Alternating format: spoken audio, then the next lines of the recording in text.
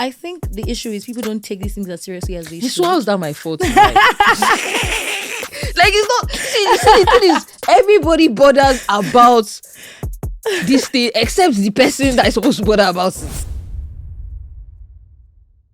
Hi guys, hi everybody.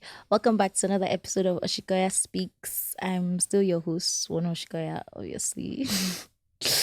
So today I'm joined by a very special guest. Actually, today's the first time I'm meeting her and I'm excited. So the same way I'm about to learn a lot of stuff is the same way I'm about to learn quite a lot of stuff.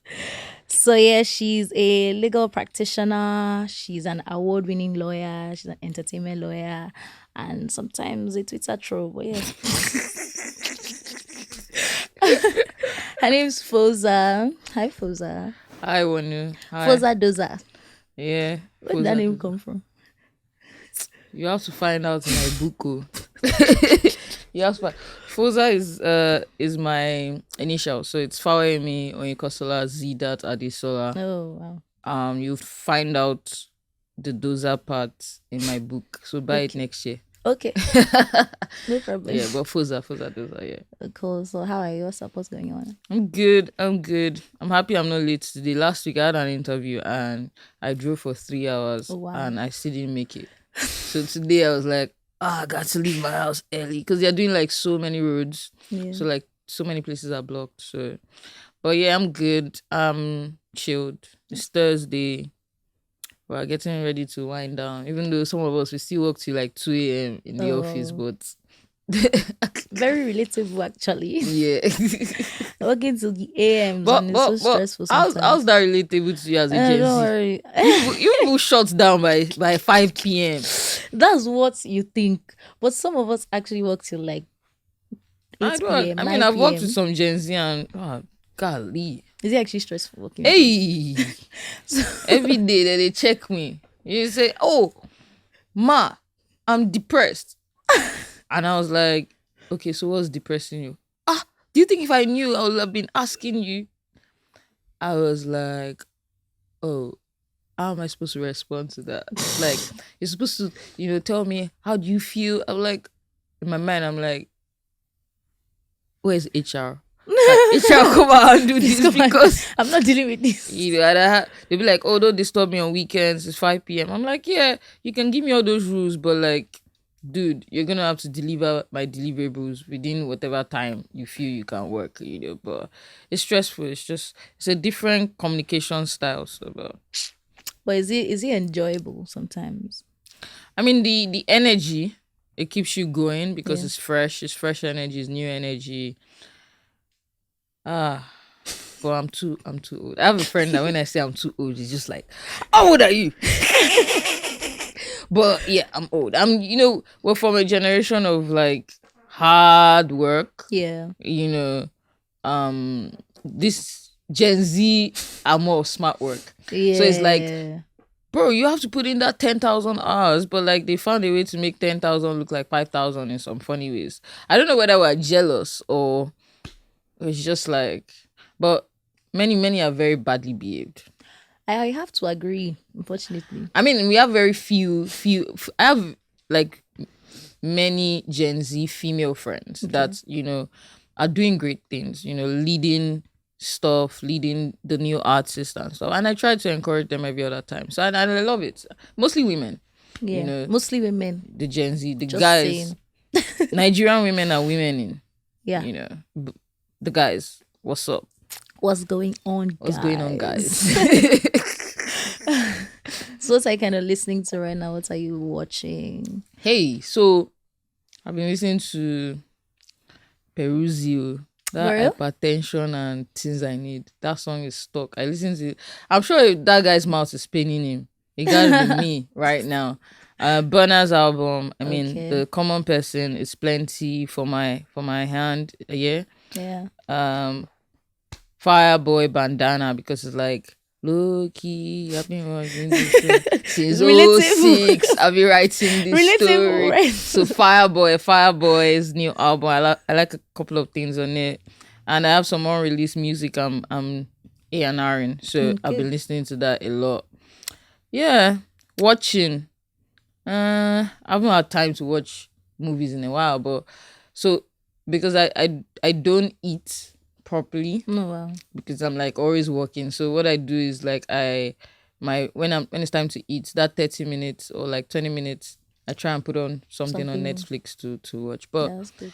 I used to have like Wednesdays for the cinema because I watch a lot of Nigerian movies. So Okay. it's also part of my work. So but I haven't been to the cinema in like 6 months. I'll be 4 months. I hear that. You know. I hadn't been to the cinema in a while as well, but I went for this movie premiere recently. Which for one? this film, Hey You.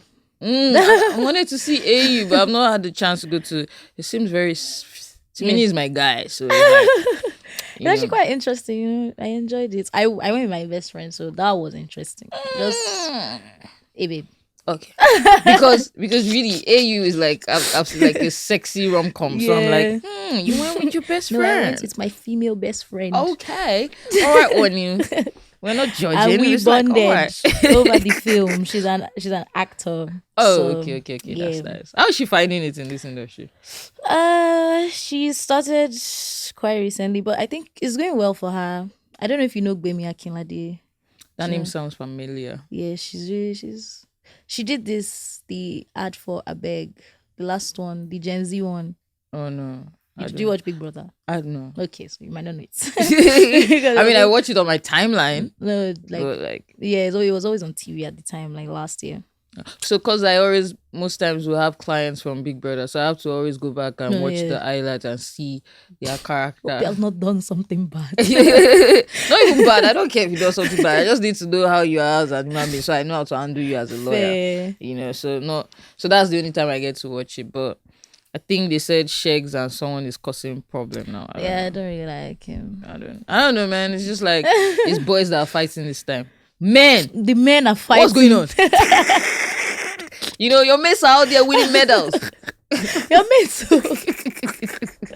Yeah, but in terms of what I'm listening to, I don't think I'm listening to anything new. Okay, Native's album came out today, so Shout out to my girl Kalupsi. Shout out to Kalupsi, Sheni. Oh yeah, Shaw, Sheni. TZ, everyone on the album. The album is amazing. I've been listening to that all day. Wow, Kalupsi, I didn't get an exclusivity. And Sheni, and we met last month, but it's okay. Don't worry, fight them. I will fight them on your behalf. But yeah, that's kind of what I'm doing right now. Aside work, just taking time out. I'm not really watching anything. To be fair, I don't really have time to watch stuff. Okay, Badu. It's not even like that. It's just that I don't really have the time. But yeah, that's really like all I'm doing right now. Okay. Yeah. Me, what am I doing? I'm causing trouble Here and there. raising money. Yes, I love that. You know, try to raise money for the industry, working on new products, launching new products, working with several artists.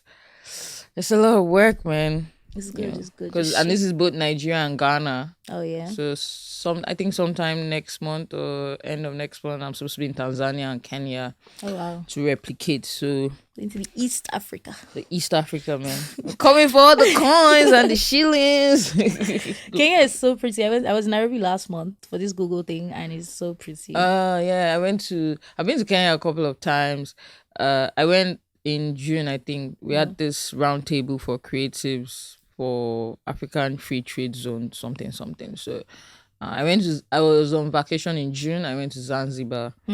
It was so You're pleasant. flexing now. It was so pleasant because I ate steak every day. Do you know what it is to eat steak every day? That's how cheap it was. If I was to do that in Lagos, I would wreck.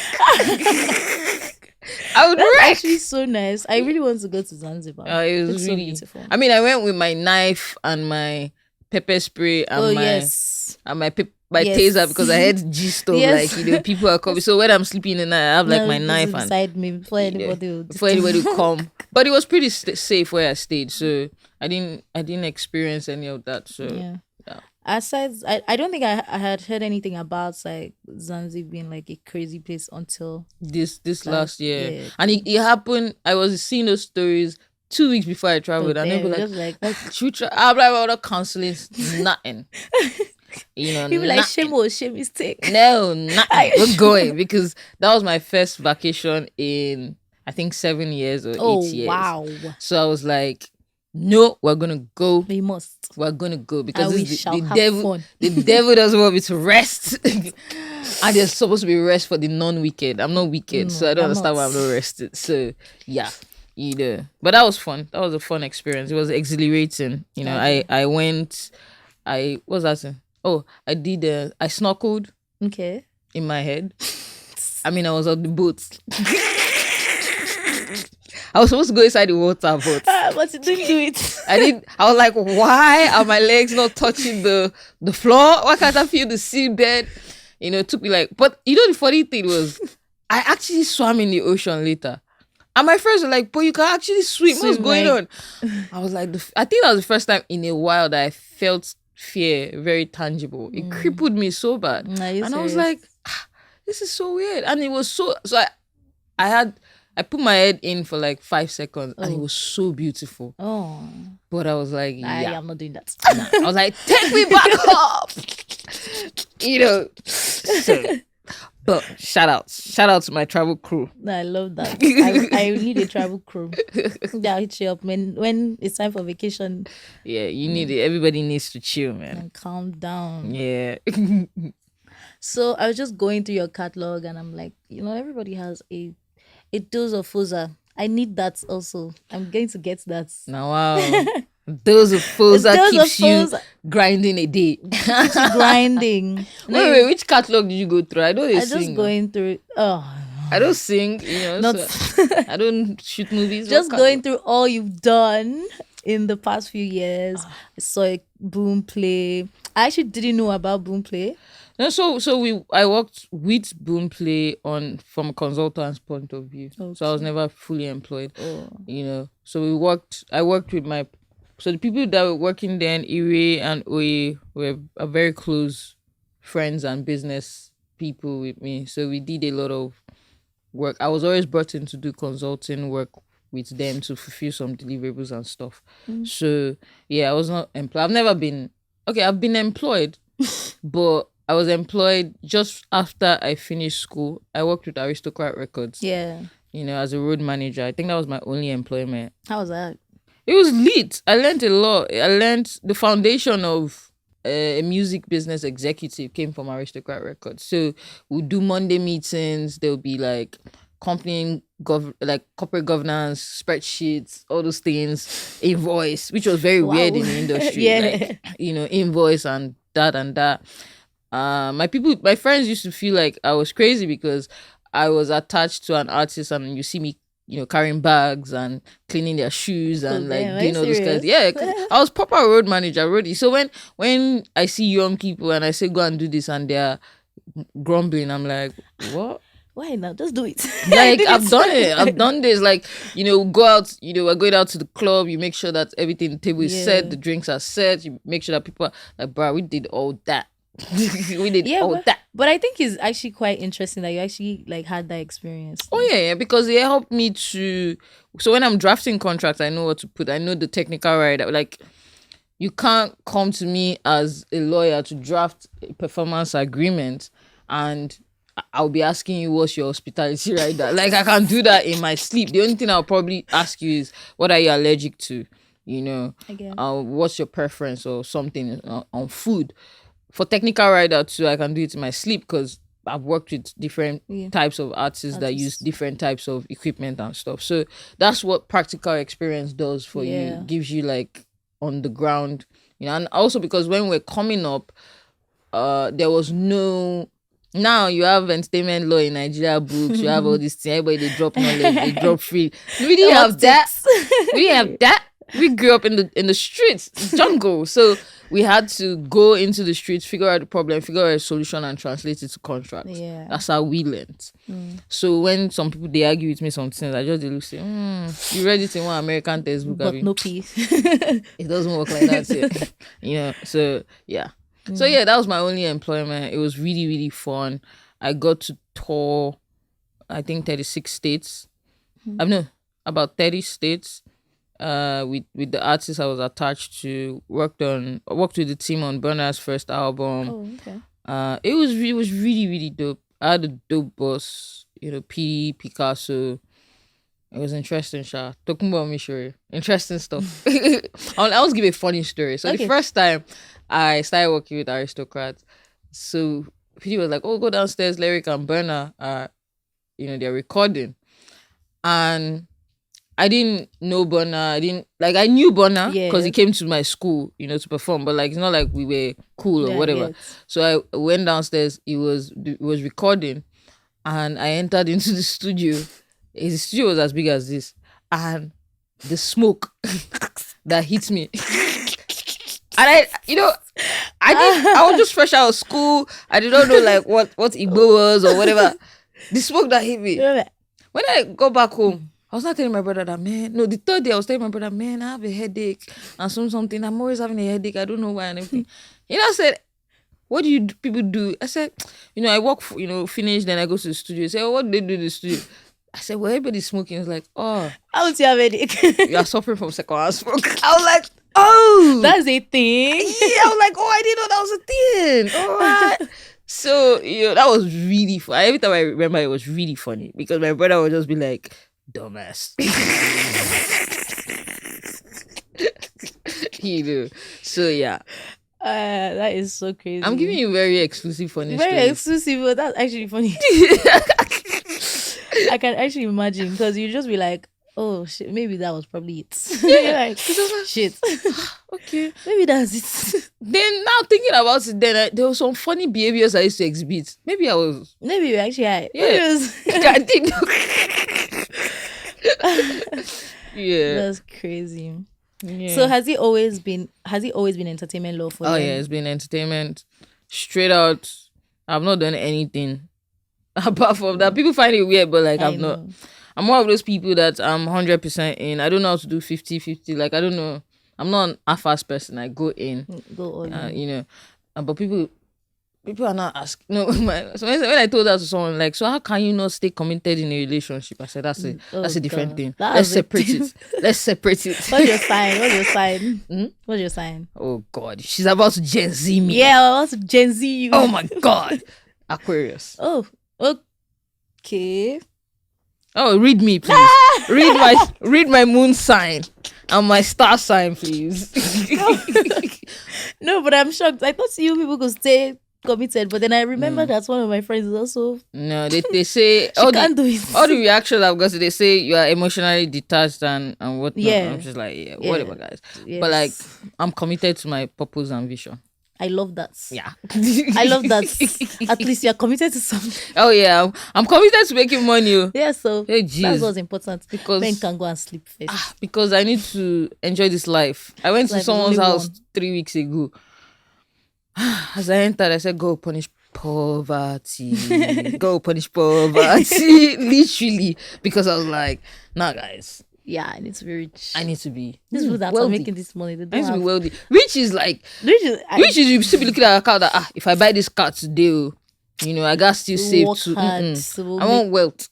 The one that's you wealth. buy 3 of it just because I like the colors. No, it's like wealth is like oh, this money just keeps multiplying. Every day I'm getting. You don't know how it's happening. Just the structure is just going. I don't even know where this money is coming from, but okay. Yeah, cool. I'm angry. I don't want rich. Rich is basic, man. Wealth. That's big. Yeah, I rich love is that. basic. So it's always kind of been like entertainment for you. You've always known that you wanted to do entertainment law, even while you were in school. Yeah, I knew from 300 level. Okay. So we did this course called intellectual property. Okay. So in 200 level, so I went to study law because I was angry. Me too. You find that out in my book. I have to buy this book. Yeah, I was angry. I was really angry, and by the time I got to 300 level, I was exhausted from that anger because it was that anger that I was on the first class. It was just like, you have to come out with it. You have to be the best so that you can just mess these people up. That anger stayed with me for a while, unfortunately.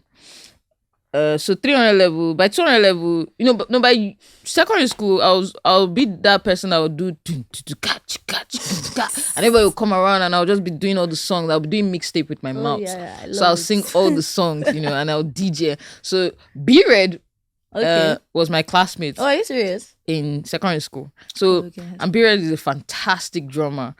And Period would just start. That's the only thing we used to do. So it was very unserious human being. I would just be rapping, rap that no make sense, by the way. That's But Period was a fantastic drummer. So everybody would come around and like just, and he had these very nice blue eyes. So it was kind of popular. And I was attaching myself to him. So so I already knew that I loved music. I would write out lyrics, Palito, they'll seize it, I'll buy anyone, Palito, seize it, buy anyone. And so that I already knew I love music, but I didn't know what I wanted to do. I tried to rap.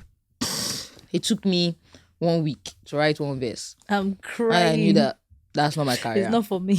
It's not going to work out. It's not going to work out.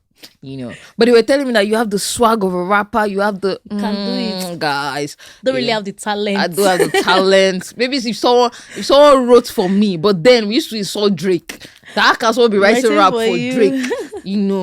There was this very popular song then. No, the only track I did, it was Lagos Party Refix. I can't find my lyrics to today. I've looked for it for shared. Can't find it. I've asked everybody to send me that, but nobody can find it.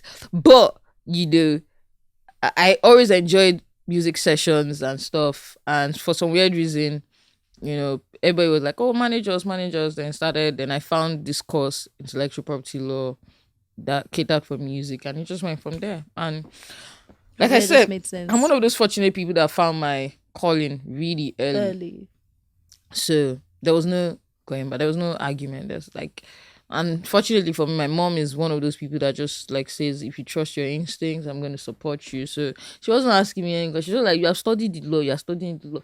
If whatever you want to do with it, just don't come and ask me for money again. I'll finish paying back Cox school fees.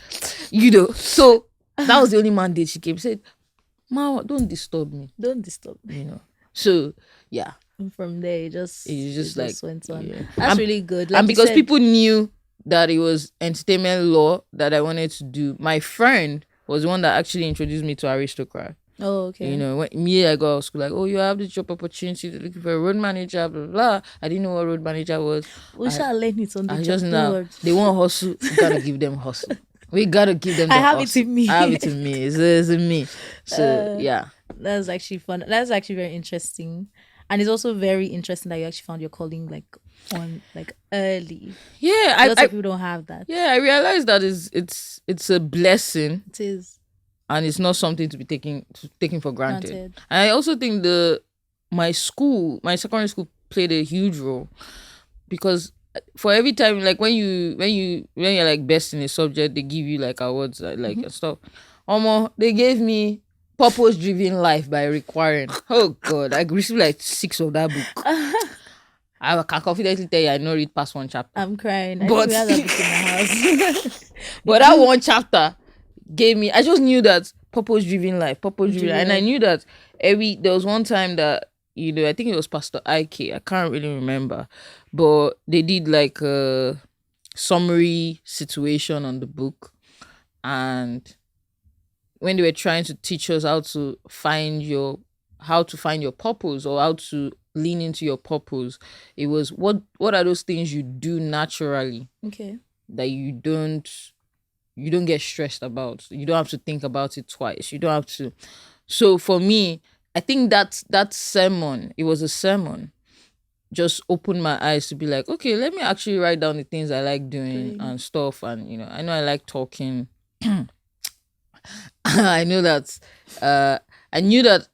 I hated injustice. Okay.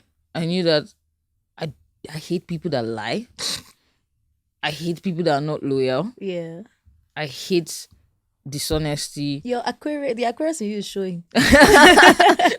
and I knew that I don't know how to like keep short in the face of nonsense, and I loved anything that had to do with the arts, whether it's drama, music, and I loved sports. So like I just wrote all those things down, and I just started leaning into it.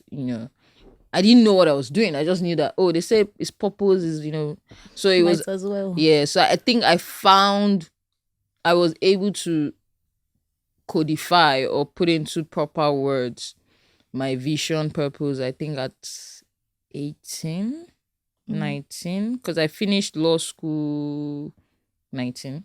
Oh, okay. I became a lawyer at 19, if I'm not mistaken. And it would just click to me that all these artists, they'll make money, they'll now can spend on Igbo and whatever, and that's it. Like, you literally make 60 million today and you have blown it in 1 month. Yeah. Like, it never used to make sense. Doesn't make sense. So I was just like, okay, I think my purpose is to create sustainable wealth for African creatives. So anybody can have wealth, but sustainable wealth. I'm very obsessed with wealth.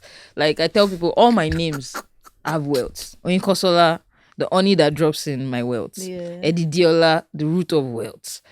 Omoregege Wonuola, the child that walks majestically into wealth. Oh, wow. Adesola, the royalty in wealth. It's like, I don't know what my parents were thinking, but I align with them. I love this. I love this for you. I don't like. I asked my mom. My mom was like, please, let's speak it into existence, please. Please. So I knew that wealth I was so obsessed with building generational wealth, which was because when I was coming up to, I was like, how did this guy make his money? How did this? When you ask the average Nigerian billionaire or millionaire, they'll tell you, oh, it's God. No, fam. You worked for it. But I now realize that a lot of people did shady things to get to where they were, so they'll tell you it's God. No P. Yes, so it's like, you're like, okay, which was why I now said, you know what, I'm going to document my process as a person, so that like the young person that would never meet me but wants to do what I'm doing has a resource to fall back to, because I didn't have that. I don't think I've ever read. Now I'm fortunate to meet my role models and my mentors and have conversation with them and have these things, but there was no book to read.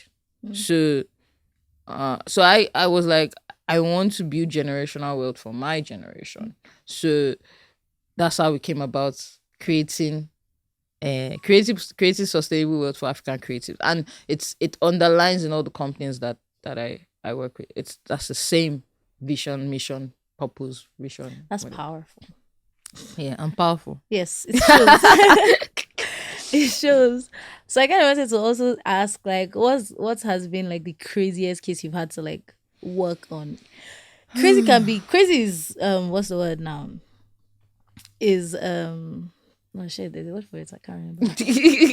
But yeah, it can be anything, What's the wildest thing I've seen or craziest thing I've encountered? I've seen a lot. It's not like case, but it's like client I've dealt with. It's like, I think I was even tweeting about it today. It's like, a guy wanted to invest in this couple of artists. First of all, he wanted to invest in 4 artists. I was like, mad dude, this ain't gonna work. And he was like, small. I have like 100 million. I'm like, bro, this ain't gonna work. But he was like, nah. And I realized, he kept saying that the artists have to be known. They have to be known. I say, sure, you don't do the strategy that they have to be known. Whatnot. I now realized that, okay, so there was not a fight in the label, and everybody was fighting. And so I came in to like conflict resolute. And the CEO, the owner of the company, said, can you imagine that this boy saw me outside with my friends? He could not prostrate and greet me. I said, sir, is he artist or houseboy? I'm crying. So, I mean, when we finished going back and forth, I realized that the fundamental problem of that conflict was that the CEO expected the artist, to be his son or like brother.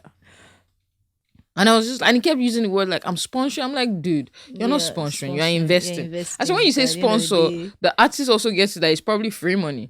It's not sponsorship. It's coming back. It's an investment, guys.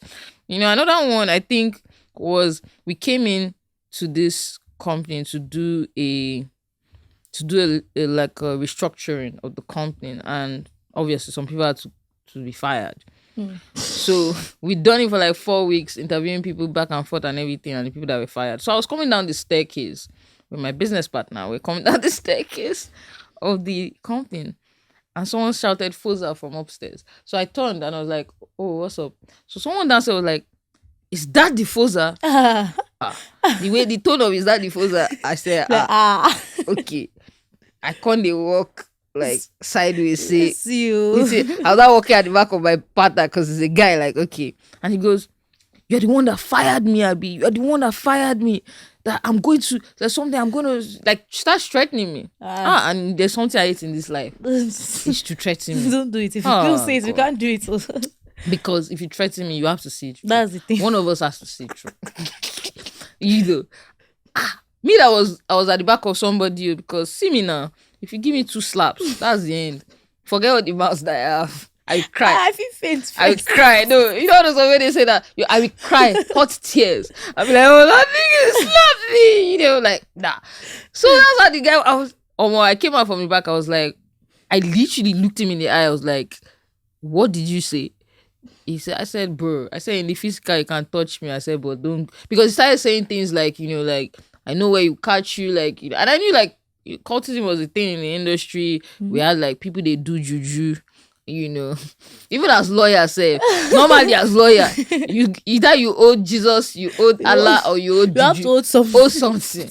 Oh, that's how the guy came and was speaking some language, like spiritually. I was like, I called him out. I said, "Hello." Wait first. Hello. You can do anything you want to do in physical. I said, "But you see that spiritual, don't go there." I said, because I shall say some threats. Not like I meant it. So, the guy, when there's face off, when I finished, I just said, "Start the car."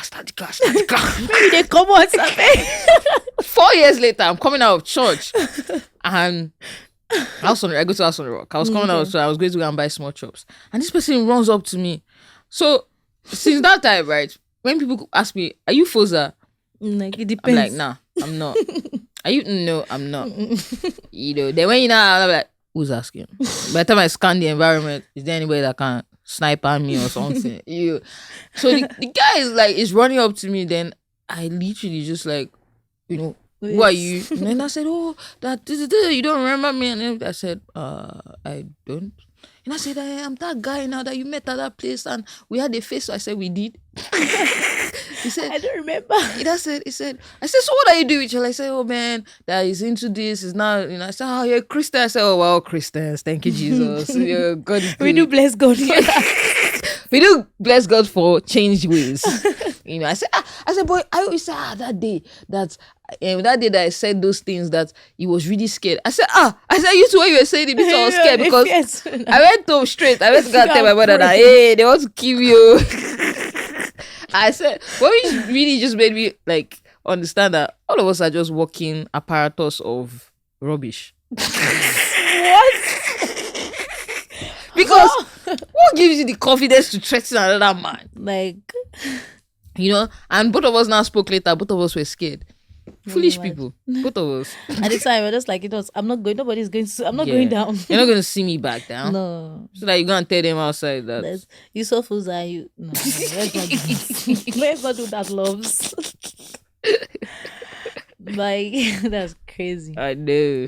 I've actually laughed so much. I have what I'm supposed to say. I think I'm going to start my comedy career. Yeah, I think it's a blow. Try it. Yeah, it's just you're part of people that used to encourage nonsense. It's fine. Let me tell you, I would always encourage your dreams, anybody's dreams, as long as it makes sense and I can see that you have potential. Go for it. Yeah, you have one of guys as artists. Don't have this guy in your corner. Don't actually. You do one wax song. Fair though, like I don't you really. Do I don't lie to artists. I'll tell you, it's dope. It's whack. I'm telling you now. Don't listen to Foza. That's not true, please. But how do you manage to A&R and like be a lawyer at the same time? I guess you kind of love the music, so like. Yeah, I love music so much. It comes naturally. It's not like I don't go about and say I call myself an A&R. I do. You put it in your bio, like. No. I don't do that. So because there are two types of A&R. There's the admin A&R and there's the creative A&R. Yeah. So I do both, but mostly the admin A&R. admin A&R because I have network. Because I'm a lawyer, I meet like several people. So it's easy for me to say, okay, do this. If you're doing this kind of music, I'm going to pitch you to this These kind people. of label or this kind of investor and whatnot. So it's that admin A&R skill that we've translated into the tech product that we're working with, the financial tech product we're building for the industry. The creative part of it, I sabi. Yes, You know when it sounds great. I sabi. Like, and it's really literally like just saying, it's not even like sitting in the studio, it's just literally saying, oh, I think you should work with this producer. If you're working with this producer, try this, try this, go for vocal training, change this, it's like, and it works. It works every time. It works. Would you say this is because of like the aristocrat background you had as well? The creative and parts, yeah, because it puts a bit of structure for how to do it. PD was very intentional about A&R, and I learned that a bit from him. Lyric 2 was very intentional about it, and I just saw the process of how Burner's album came about. So, and we did some really dope albums then. There was Superiority Complex by Ozone. There was the Pocado project. There was the Kamatacho project. There was the Majid project. Okay. I'm thinking about it now. Bruh. Sheesh. That's quite a lot. Yeah, and they were really dope projects, and just seeing PD work on it and just learning a few tricks here and there helped to shape, even down to throwing the artists into a different experience. Sometimes you tell them pause whatever you're recording, travel, go. That's what the A&R person does. It's not literally like, it's not always sitting in studios. Nah, because why am I sitting in the studio? Literally, like, when I go out, if you see me outside, clubbing or whatever it is, you most likely see my iPhone notes open. That's when in my idea. That's when it comes. Let's do music slate. Oh, this thing that Ashake has done. Put it. The mix is bad. Let's do, like, literally my notes are full of jargons. Just literally just. It only makes sense to you. Yeah, but that's what informs me to go back and now say, So we're working with this reggae dancehall artist, and there's been a long argument that it can't do well, in the country and blah, blah, blah. And I'm like, but it makes no sense because every time I go to the club, there's 40-minute set of dancehall music. Yeah. So, and like majority of the hit songs that we have foundation dancehall in it. So what's the problem? That's fair. So it also helps you to just shape how to create the product or speak to the artist to tweak the product to fit whatever market that they need to fit into at that point. So I really enjoy it. See, it sounds very mathematical and scientific. I can't even take it seriously. I beg. That is crazy. I'm sure Wonu was expecting some serious. Yeah, I was actually coming here with the mindset of, boy, today I'm going to pick up my interest in law. But that's not what it is. That's really not what it is. And I'm actually quite enjoying this. It's very interesting. Yeah. So I also wanted to speak on the most important thing. I feel like a lot of people don't really know about, like, splits, royalties, publishing rights, and do these things. Like, a lot of artists, like, I'm so sorry to say, but like, I feel like artists are I don't want to use dumbest, but like, artists are the most what's a nice way to say, are not the complicated. Yeah, complicated set of people in the music creative industry. Like, you hear producers, you hear the way producers talk, and you know that they know their rights. You hear how songwriters talk, and you know that they know their rights. But with artists, it's just like, you're just vibing. You just expect everybody else to do the work for you. I understand that, like, as an artist, you're just supposed to, well, not just supposed to, but like, your major role is to make the music and actually make good music that people want to listen to. But I feel like as artists as well, you should also be involved in, you should also know about, like, the business, like what is going on behind the scenes. Everybody's going to, this is a business. At the end of the day, people will try and cheat you. That's the truth. So I kind of wanted also to, touch on, like, splits, royalties, publishing rights, and contracts. So do you think is easy for people to know their rights? Bruh, How much is Glow data? Literally, it's like Glow data is cheaper than a stick of blunt. You know what? Fair enough. You're very correct. Yeah. Because if you buy 100 MB, you go on Google and search entertainment lawyer in Nigeria. I promise you, actually, let me do that now. If my name does not come up, let me go and fire my people. Because it's like, I'm actually checking it too. Just wait. Google entertainment lawyer in Nigeria. No, it will come up. It will come up. There's no way it will come up. So that, see now. I hope it came up. Oh, my own name did not come up, but meaning what now? See, our law There are firms have optimized though. What are we doing? 10 best. See, anyways, my point is that when you Google the first thing, you are seeing entertainment first page in Nigeria. So if you are coming in 2022 to say you don't know your right, problem TNL is your problem, my dear. It's your problem. It's nobody's problem. So if you Google and be like foundations of how to start my business, I'm pretty sure you find it. Mm-hmm. So my point is, if you want information, you need information, you want to be serious, you Google. Yeah, but I think the issue is people don't take these things as seriously as they should. So how's that my fault? Like it's not. See, the thing is, everybody bothers about this thing except the person that is supposed to bother about it. Yeah, that's my point. That's the issue. So capitalism is not going to be nice to you. If you want to be unserious about your life, be my guest. Asala. Malaiku. Ashake has already said he has many disciples. But it's like, literally, no, but seriously, it's like, so when we started the campaign of publishing, this was 5 years ago or 6 years ago, it was, that's what I was telling you, that I've done too much free training. This is my lifetime. That's why I'm not bought GLE yet. Yes. But it's like, a lot of people have sacrificed their time trying to educate, teach, So if you're not learning, it's really not our problem anymore. Producers, when we started publishing discussion, we started because the producers were being grossly cheated. Not even, I wouldn't even say cheated. It was just like a case of ignorance. And everybody was just ignoramus. Everybody was blind, working in a desert blind. And blind men were leading them until someone with the light came and was like, guys, there's another way. And when their eyes open to the back. So some people would learn halfway, then run with it. Yeah. So that's also causing a bit of problem right now. But one of the things we learned early was to develop capacity. When people are more knowledgeable, the pie grows bigger for everybody to eat. So we started that conversation about publishing and teaching producers what their basic rights are.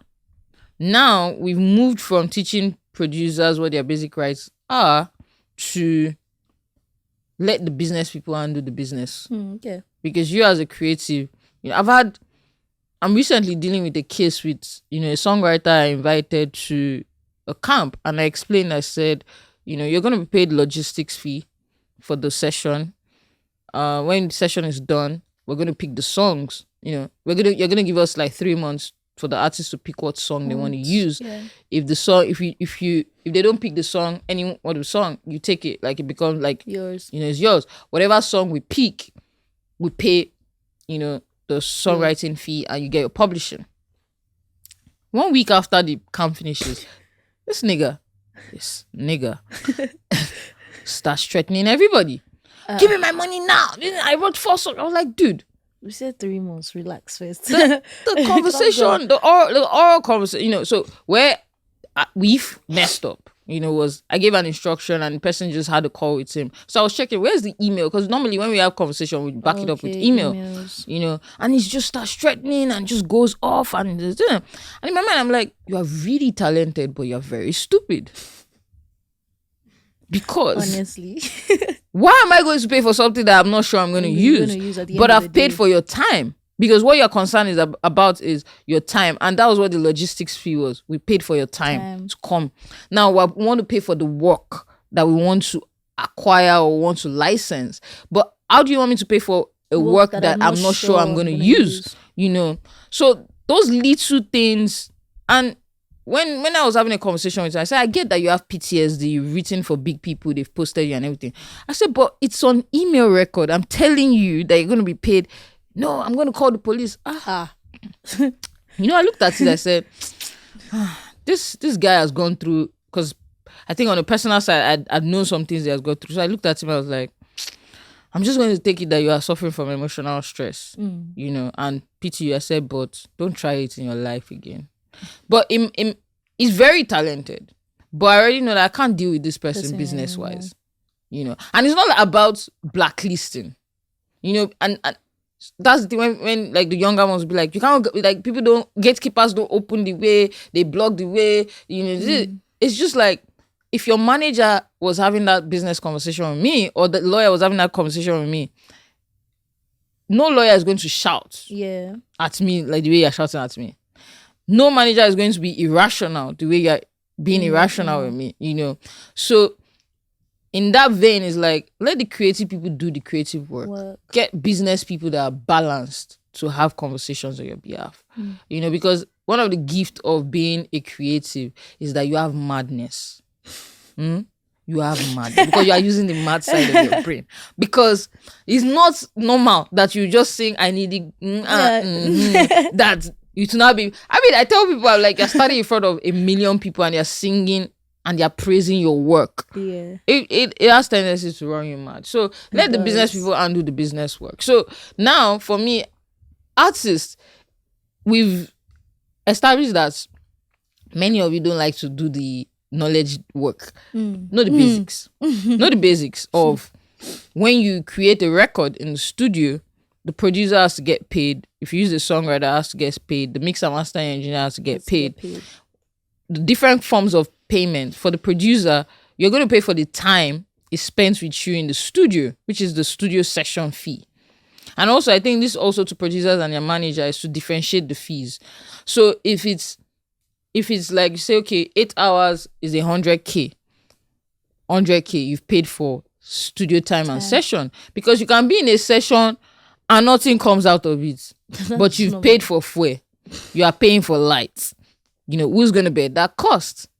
So, studio session fee, 100K, for example. Now, the beat has been made. The production has been done. Now, you're saying, okay, up front, normally I'm supposed to be earning certain amount of money from this for a period of time. But up front, pay me 500K for this beat and this production. Right? That's the production fee. Right? Then I'm licensing this, my property, that's the beat, to your own creation, which is your final house. So I use jollof rice example. So you're cooking jollof rice, you're the artist. You have to bring salt, water, oil, white rice, and whatever. As a producer, I'm giving you white rice. Right? Now, the white rice is a key component of the jollof rice. The salt is key component. The tomatoes is key component. Right? You're the one bringing everybody together. Hence why you're called the master owner or the sound recording owner or the executive producer, you know. So you're bringing all these people together. So me, I've licensed you, or I've borrowed you, or I've assigned to you white rice, the raw rice that this is my contribution. The other person gives you salt, the other person. Now, there are two options for you as the jollof rice owner. Either pay everybody and buy them out, but don't buy them out with, oh, I'm giving you 200K, that's it. When you are giving that person 200K, you have to put it in agreement. This 200K means I am buying you out. And you cannot come back to me. Because that's what the law says. The law says that if you want to exclude someone from the final product or change what the law typically will say, that once jollof rice and oil comes together, both of you co-own it together. That's what the law says. Now, if you write an agreement and say, guy, I know that according to the law, we're supposed to own it together, but I don't want us to own it together. Take this money for your stress and go. Sign. Contracts. Sign it. You know. Then you have the publishing aspect, which is normally as a producer, you're entitled to the instrumental composition, you're entitled to 50%. However, that can be negotiated down on what? The artist, did some whistling, that is the major composition of the beat. The artist is entitled to 10% or 5% or whatever. So what I'm saying is that there's what the law says and there's what is negotiated. The law allows you to negotiate with contract. Now, the people that are at risk for not having a contract when a song is released is the artist and the label. So the producer can be chilling for like 2 years and come back and say, it's true. This song has made 100 million. How far?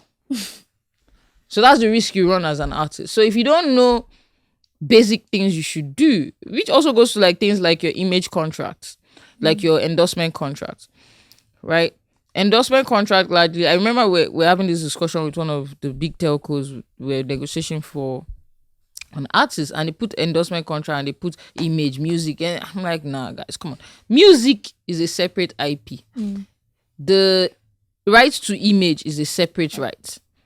So these are two separate things. Let's separate it. What you're paying for his brand image. You're paying for his image and his name to attach it to your product, to move marketing and to create awareness. Don't touch the music, because in the music there are like 6 other people involved. Yeah. There's label, there's the artist, there's the songwriter, there's the producer, there's the publisher. They're like, no, so you can't model up the 20 million that you're giving me for my picture for music. And we were having this issue because ad agencies just thought, once I give you 20 million, everything. Another of a big problem to these ad agency people. People will come to your matter soon. But there's a lot of wrong customs and norms that we've adopted in the industry that it's like now it's changing, and for it to change, like when we're trying to change the culture of publishing, we're met with a lot of resistance. A lot of people were like, we're trying to destroy the industry. They'll come and tell you, your clients, that this lawyer is going to destroy your career, destroy your life. I'm just like, dude, which also, to be honest, is like, you have to understand the dynamics of the industry you're working with. So as a lawyer, if I am, let's say, Wonu and, let me see, who's your friend? Who's your best friend? Gbemi. Wonu and Gbemi, I've been doing this friendship thing for a while, and you guys have created monster records. Gbemi is the artist. Gbemi takes care of Wonu, like, Wonu, take 1M today. But in the real sense, according to the law, Wonu is entitled to 10 million a month. If we're doing proper calculation. But Gbemi, out of ignorance, doesn't know and thinks that she's helping Wonu or doing Wonu a favor, because the custom of the industry is once you've paid a producer, go. So I come in and I say, Wonu, you're entitled to 10M. So Wonu is conflicted. Gbemi is my best friend, but this is 10M. So the lawyer or the manager has 2 options to either be the devil's advocate or just be, So in my instance, when we're doing that, we took the approach of amicable resolution, which is just education. So it's like, we'll sit down with Gbemi and Wonu and say, Gbemi, this thing you're doing, this is not the right way to do it. This is the right way to do it. If we fix it like this, you make more money, Wonu starts making money, everybody's fine. The people that resisted are the people that, if Gbemi is not a good person and just wanted Wonu to be carrying her bag, those are people used to have problems with. But also, as lawyers, the approach you take to things is like, I'm more commercial oriented. It's like, I'm more for making money. Okay. So I would have conversations from a settlement point of view as opposed to a litigation point of view. But now I've grown in my career to the extent where it's like, we need precedent. So now I used to hear go. I know hear come. If we warn you, we have conversations, we try to settle, you don't settle, let the courts decide. Because we have so many issues that are in the air and pending that we don't have precedents to refer to. So a lot of people are confused, So that's what the courts are for. So basically, I think you've kind of I've explained. Touched, okay, all right. kind of touched on everything and more. Okay, all right. But do you believe every music creative should have a lawyer? Oh yes, you should even have a lawyer before a manager. Because this is it. To ask that. Yeah, because what are you managing? Managers come in to manage a business, right? So if you're not making any form of money, Yeah. There's nothing to there's nothing to manage. You have to self-manage yourself Yeah. and figure out what your vision is or what your purpose is. A lot, and this is especially with like the young guys, you know, they are the ones I find lack focus and lack direction. Yeah. You know, so and that's why it's easy for capitalism to work with them. That's why you'll go into a label and you'll say, oh, the label forced me to do this kind of music. But in the real sense, you don't have a vision for your life. When they ask you, I know the number of times, my first question before I start working, which is, what's your vision? Tell me your 2 years plan, your 3 years plan. I want to blow. Okay. Everybody wants to blow. And what next? And how do you want to blow? Because you blow like transformer and it will be over. It will Transformer just be over the top. So it's like, but if you tell me, oh, next year I want to put out an EP. I want the EP to do 500k streams. The next EP I want to be able to have 2 features. That's a vision. You know, Plan. so okay, in 5 years time, I want to be known in Nigeria. I want to be able to have done 4 headline shows.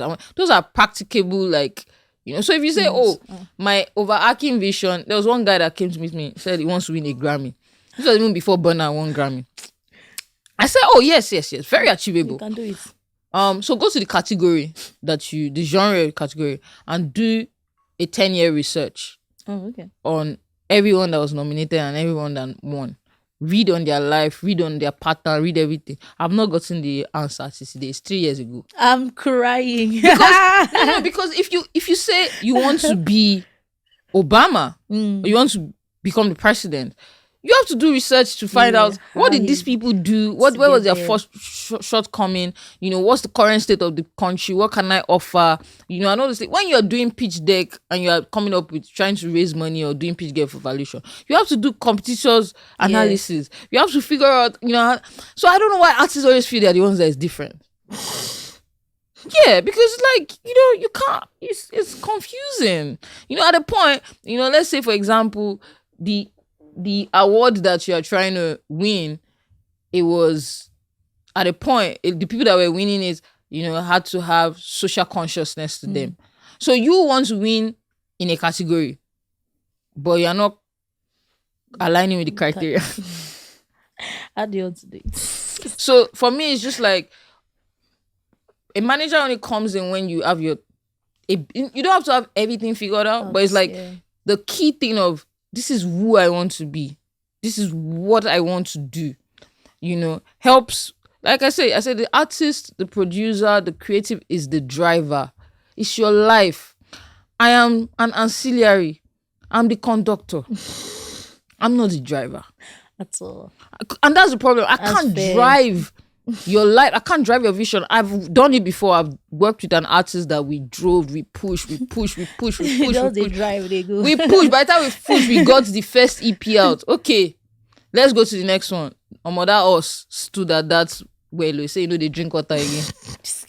But I couldn't force him. Obviously. Because I now realized later that this is the dreams that I had of, you know, we're going to win this award. We're going to do this. It was my dream. Your dream. Not the artist.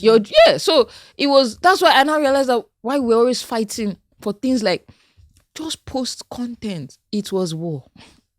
Because that was not where his head was at. You know, he didn't have so it was like, in that situation, if let's say we fought and there was a huge fight over there, I'll be the bad person, because they'll say, oh, she made me do this. Yeah. They made me change my style of music. They made me do it. But in real sense, you didn't have a plan. So I don't see why you should have a manager when you cannot articulate to me what, because you're pitching. See, I have some, like 2 people in my DM now pitching me to be, first of all, guys, I'm not doing management again. I'm retired. Foza said, I quit. I quit such. No, I've just moved and I'm more focused on other things. So I have people that are literally pitching me, you know, in my DMs, and I'm like, dude, what you're looking for, I don't even have the time to give you what you're looking for. And I know you feel like someone's blowing you up, but I don't have the time. The last time I had that time was 2020. 2 years ago. A lot has changed. You know, a lot has changed. So it's like, even when you're talking to the manager that you want to work with, you're pitching that person, because that person basically now comes and puts their life, which is what happens with a lot of managers. They put their life on hold for you. So how will I put my life on hold for you that have no vision and direction? Even you managers that take up to manage those people, you are on serious people. You maybe most times, most of them are single. You don't have child yet. When you start to give birth to children and your wife is calling you at home, it's a different ball game. Yeah. So lawyers, we come and we advise. Yeah. Whether you take it or not. So it's easier for you to pay me a consultation fee for 2 hours, sit down, talk you through things, get the knowledge, go. You have something to, and guys, there are so many lawyers that are within your pay grade. And this is not a thing of pride. Don't come to me and expect that I'm going to do anything for free. Nah, guys. It doesn't work that way. I've done 9 years of free work. Help me. I'm about to. What's by GLE? I beg. God will I beg. That's what people say. No, it's also like you as you get older it's like certain stability and structure has to come in. It doesn't come with believing in your talents. I swear, I promise you, there are other lawyers that are currently doing what I did 8 years ago, of giving back free pro bono and all that. I mean, I give back, but it's more of like more because my time is more expensive. Is blah, blah. So if you come to someone like me and I give you my quote or my EA sends you my 1 hour quote, you now go on Twitter and say lawyers are expensive. No, dear. I am expensive. Research on people in your pay grade and convince them as to why they should give you something for free. They will listen. I mean, some people, they've said, now I've stopped. I said, the thing I used to weaken my knees. If you just send me unreleased music and the music is dope, oh God. I can't. Everything I know, I will give it to you because music is dope. So now I've stopped listening to music. Yeah, you are not going to deceive me. You can't wipe me. No, you can't wipe me. But really though, there are so many young. No, everybody's an entertainment lawyer. My bio, I've removed itself. It's like everybody's an entertainment lawyer now. So like, I'm pretty sure you'll find. And also, we have a book, from my business partner. It's called Music Commerce in Africa. So basically just a compendium of all our experiences and deals that we've done in the past 8 years, 9 years, and explaining like the past, the present, and the future of the industry. So yeah, buy the book. It's not going to be cheap. Buy it. So like, you just said that, I was say, let me buy it and give some. It's not going to be cheap. It's like, it's not going to be cheap. Knowledge is expensive. It is. I know. Knowledge is how much my parents pay for Babcock's. I'm not. Okay, I've made back my school fees. No, I'm not. Because when I was leaving, I think we were paying $1 million. Okay, I've made back the money. I made it back. Don't mind Foza. I have not made back my school fees yet, but soonest. No, but I'm currently doing my MBA and I know how much I paid. How's that going? It's going really. I mean, I failed accounting. Oh God. Oh God. Accounting and statistics stressed me out. La la la la la la la la. I now realize why I didn't go to science class. Yes, in the first place. And I think I was telling someone last week. I was like, "Oh man, I failed my class." Like, you're saying it. I said, I've passed the stage of being ashamed of my failure. I will own it with my chest. My chest. Because failure is part of life. Yeah, you learn from it. So that's one thing that they didn't teach us properly. You fail forward. It's good that you spoke on life. Now I kind of wanted to also ask, like, what are the things that kind of keep you going? What are your life rules that kind of keep you going when you're overwhelmed, when you're stressed, because it gets overwhelming, of course. I said even yesterday, I still wanted to quit. Don't do that. They vex me. They vex me in my office. But when we now, I think for me it's just really going back to the purpose and the for me it's just like the African creating sustainable wealth. It's frustrating. It's like it can be very overwhelming because sometimes you see. Yesterday I was already about to be so angry and say, "Everybody, let's shut this thing down." I can already take it that money like this. I'm going to go and travel. That money I'm supposed to invest in this thing, I'm going to travel. But they came back and explained, and I thought about it. I said, my child needs to come and meet a name that works. I didn't travel again. So basically, it's just like always reminding myself that there's a bigger purpose, there's a bigger legacy. It's not, I used to believe this thing that it's not for you, it's for your children. It's for me and my children. I don't want that one that, is it Moses? Abi Abraham that God said you will lead them there, but you not enter the promise. God, I beg you. I want to enter the promised land. I don't want that. God, please, I don't want that one. I want to enter the promised land with them.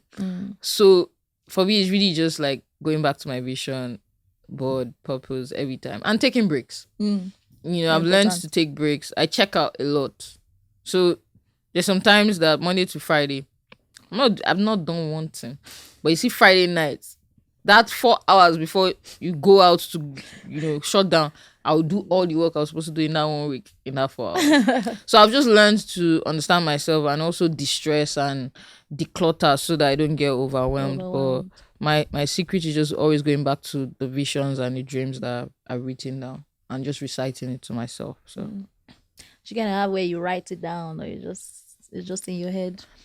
No. I write it down. I have notepads. Yes, I have a lot of notepads. Yeah.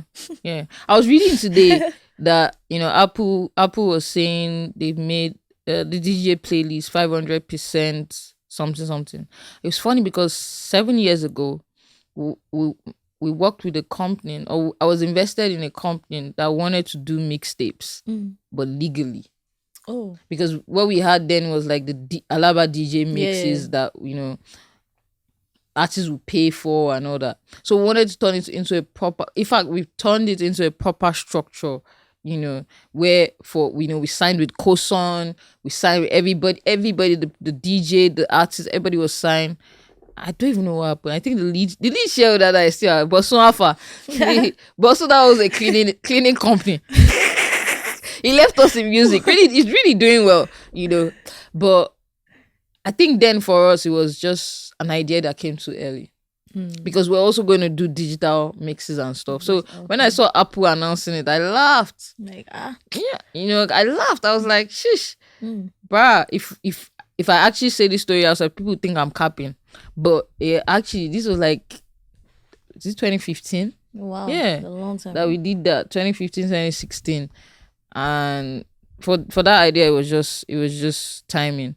So I write a lot. I write a lot. So I go back to it to look at it because I forget things a lot, and I do a lot of things on the motion. So I write a lot. Either it's my iPhone notes or my pen and paper. All right, that's good. All right, so we've come to the end of the episode. Aye. Come to the end. I really don't want this to end. I'm having a great time. But before we go, I wanted us to play a quick game. I have my jar, right? This is a red table jar. The Speaks jar. No, it's a 5 jar. 5 because it's 5 of anything that's inside here. So it can literally be anything. I have to mention your favorite 5. Well, you see it, Sha, so. I'm suspecting this No, babe. no. Nothing She's about to read me my star sign. Yeah, nothing crazy. Just one. Yes. Let's keep it corporate, guys. 5 songs you recommend for a new Afropop listener. Okay. So I'll do Perfect Gentleman by Shontizu. That's a good one. I'll do Gongo Aso by Nice. Nice. I'll do hey, I don't know whether it's between Low Key or Yes and No by Banky W. I think yes or no is Yeah. just more. What? Yes or no? Yes, no. I'll do Yes, No. I will do Shake Body by Scales. And I'll do Juice by YC. Oh, that's actually a very great great lineup. Yeah, those no. are- Yeah, in the building. Because it's just like Yeah, for different, the win. yeah, different timelines, Yeah, different very like different significant timelines, stuff. actually. So, Perfect Gentleman was such a I loved bro, that's why. that song so much. That's why. If we ever get married, like our entry song. No, notes, guys, in case you want to marry Foza. Come with money. Come with Come with money. with Come to her with money. funds. Money. Thank you so much for that. Thank you for doing this with me. I had a Thanks, great Wonu. time. I had a great time. Thank you. I'm glad you came. Yep. All right. This is where we sign out. Hi, this guys. is where you sign out. Hi guys, my name is Foza Doze. Lock in I am all your socials. Okay, let's go. Let's go. Hi guys, my name is Foza Doze, and I am at Foza Doze on all platforms, and I am with Osikoya Speaks right now with my girl Wonu. Yay! And plug, I have my book coming out February 17th, 2023, and it's called So Far So Foza. So if everything you want to know about my journey, from being this small human being to being this big voice. you big voice, big energy. You read it in that So book. I'll buy 2 books and I'll give it out to people. I like this babe. I know, that's a promise. Yeah, I like her. Supporting All right, guys. black businesses. Black women businesses. All right, bye guys. Thank you guys for listening to another episode of Osikoya Speaks, and I'll see you next week. Bye.